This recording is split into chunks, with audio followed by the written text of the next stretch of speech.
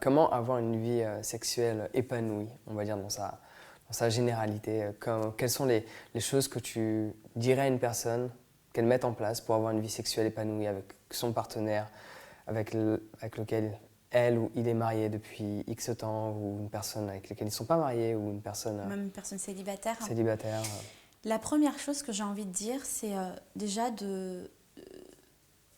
d'assumer ses désirs.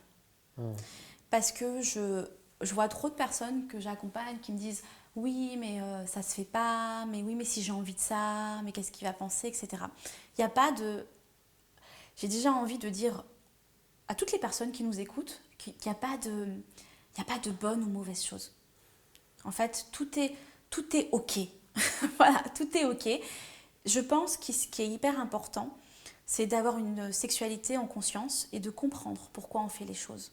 En fait, parce que ce qui peuvent rendre les gens malheureux, ou les gens qui vont mettre la sexualité, qui vont la tabouiser, je ne sais pas trop si ça se dit, mais bon, on va dire ça comme ça, tabouiser la sexualité, c'est qu'ils en ont peur. Ouais. Ils en ont peur, ils ont peur d'eux-mêmes, etc. Donc ils ne se connaissent pas en tant qu'être sexuel. Et la première chose que j'ai envie de dire, c'est vraiment accepter vos désirs. Il n'y a rien qui est bon, qui est mauvais.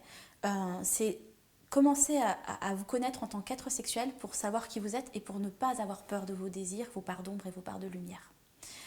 Après, la deuxième chose, c'est vraiment d'aller explorer sa sexualité, en fait. Parce qu'une fois qu'on a...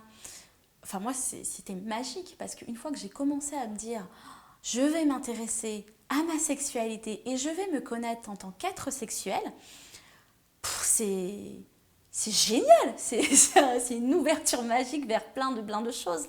Donc c'est vraiment de pouvoir accueillir ça et d'en parler et de se dire, tu sais, moi j'ai eu une personne qui m'a contactée, une femme qui m'a contactée et qui me dit, elle est mariée depuis une vingtaine d'années, ils ont des enfants et ils ont, je pense, peut-être plus de 45 ans.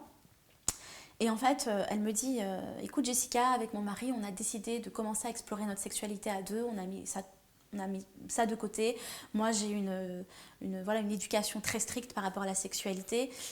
J'ai décidé de me prendre en main parce que j'étais très conditionnée, etc. Je lâche pas prise au lit, je suis beaucoup dans le mental. Et en fait, ils ont décidé ensemble d'aller explorer ça ensemble. Et ça, moi, je trouve ça magnifique, en fait. Quand j'ai des personnes comme ça qui me contactent pour se faire accompagner, je trouve ça magnifique. Et du coup, la communication à deux et de dire on va le faire ensemble, c'est génial, c'est pas sale en fait, c'est naturel. Enfin, on n'est pas né dans des choux-fleurs. Hein.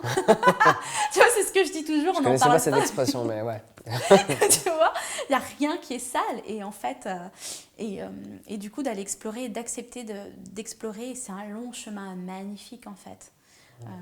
Voilà, après, il y a tout ce que j'ai évoqué, c'est-à-dire travailler sur la sexualité énergétique, être conscient des langages érotiques, pour éviter la routine, travailler sa propre libido, être connecté à son propre corps pour ne pas attendre que l'autre prenne soin de nous, et puis s'il ne prend pas soin de nous, il n'y a pas d'énergie sexuelle.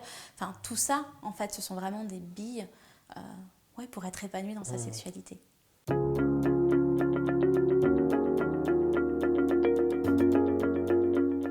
Alors j'espère sincèrement que tu as apprécié ce court extrait de l'interview que je t'ai partagé avec Jessica.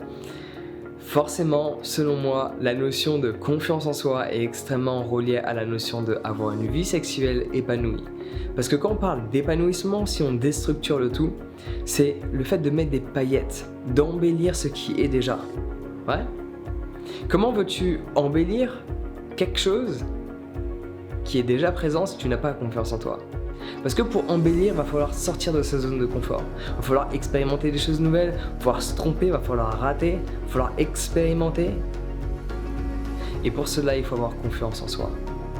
Donc la notion de confiance en soi est extrêmement reliée à l'épanouissement sexuel. C'est pour cela que je te propose de télécharger dès à présent, gratuitement, ton guide sur la confiance en soi. Et tu peux le faire dès maintenant en cliquant sur le lien dans la description. Sur ce, prends soin de toi. Passe une excellente journée et on se retrouve directement de l'autre côté.